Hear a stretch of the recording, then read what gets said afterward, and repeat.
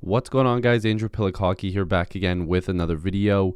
Sorry, I've been really busy. This has been the most frustrating week that I've had in a long time. Just a lot of craziness, a lot of stuff that you guys will be hearing about very soon.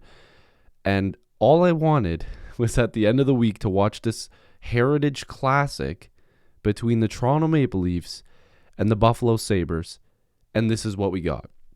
Now, you guys know I'm a rumor guy, but you guys, if you've been around here, you know I go on some pretty decent rants on this channel. And I'm blunt about certain things with this team. I'm not just gonna, kiss their ass 24/7. I'm a Leaf fan, but I'm not ridiculous. Okay? Sometimes I can be a little biased, okay? Well, we all are. We all are for our favorite team. But I'm so frustrated after watching that game. Now, if you are new here, and you like just news and trade discussion, make sure to like this video and subscribe. Check out all my other videos because we do have normal conversations here without me going a little nuts. Okay, because I'm sure you guys are going to agree with me here. First of all, well played to the Buffalo Sabres. Great game.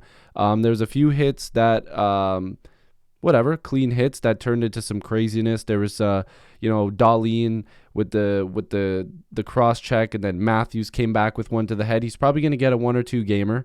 Not the greatest hit from Matthews, but again, sometimes the referees let things get out of control because if there is, a big cross-checking rule, I mean, Darlene should have just been penalized. Boom. If Matthews does something, then he should be penalized as well.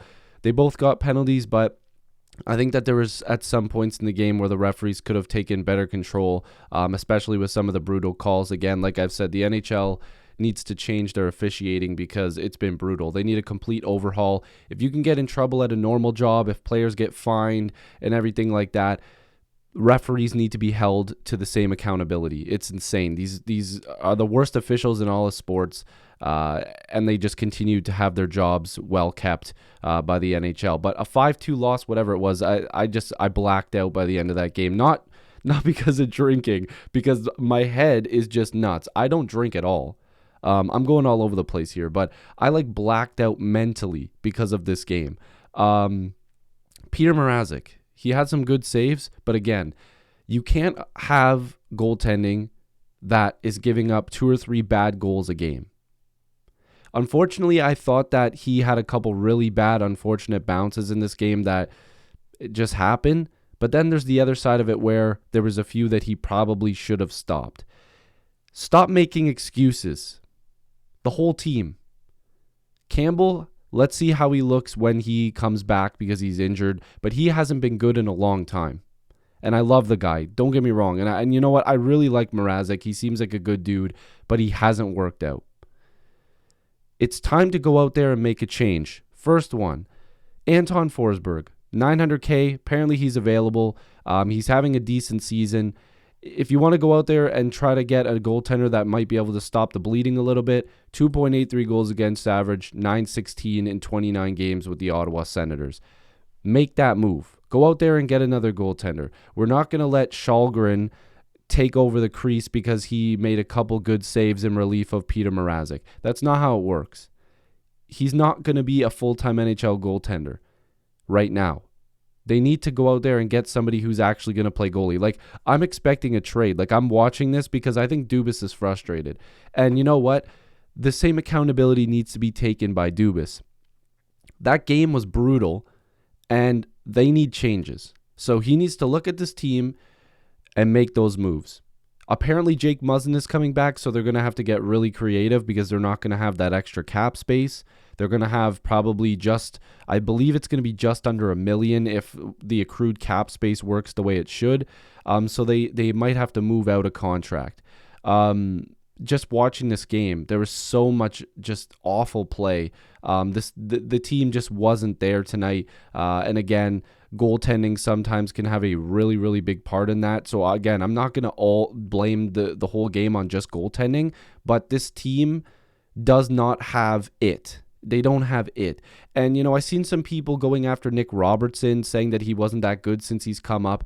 He finishes his checks. He's a shorter guy, whatever. He's not that big of a guy. He finishes his checks. He skates hard. He scored. He looked pretty decent in that top 6, and you can't rate a player after a few games. You have to give him an elongated stretch. But I'm questioning those same people when they're watching this team and thinking that this stuff is okay. And I, we all have our favorite players. We all have guys that we defend. William Nylander is my favorite player. What a dog, can't say the word. What a terrible game. What an awful game from William Nylander. Awful. I love Wayne Simmons, but what is he doing? Like, what is he really doing out there? Like, let's be honest here. I love the Wayne train. I love the guy. I think he's amazing. He's a great ambassador for hockey as well. He's done so much for his community, for Scarborough, for Toronto, for just the game.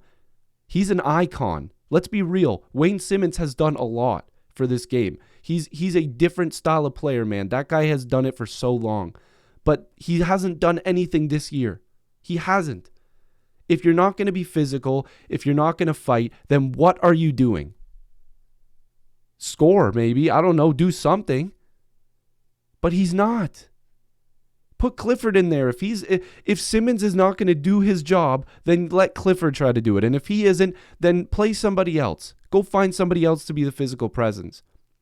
And then you've got big for nothing, ballerina twirl Justin Hall. I met the guy. He's a nice guy. But if we're evaluating talent, he's not good. I'm sorry. He's just not. He hasn't been doing that well this year.